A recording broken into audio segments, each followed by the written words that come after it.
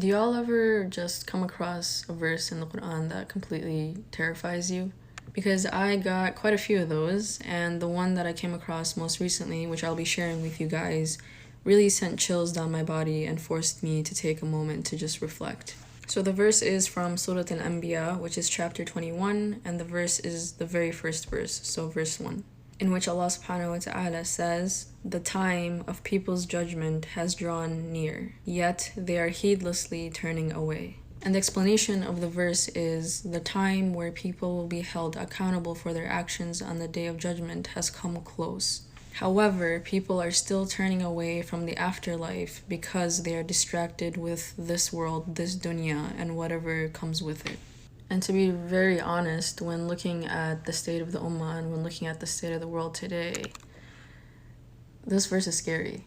Because a lot of us, myself included, often find ourselves prioritizing things in this dunya that will definitely not matter in the akhirah.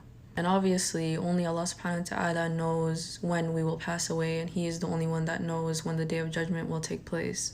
With that being said, when studying the deen, you will discover that a lot of the scholars have agreed that majority of the minor signs of the Day of Judgment have already occurred, and we are only waiting for a few.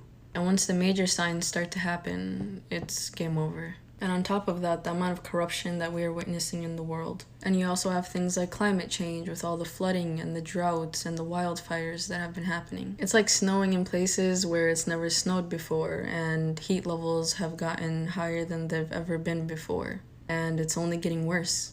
At the end of the day, the only reason I'm sharing all this is because I know for a fact that we can do better. There will come a day where so many people will be begging Allah subhanahu wa ta'ala for a second chance to come back here and do better. And I don't want us to be from among those people.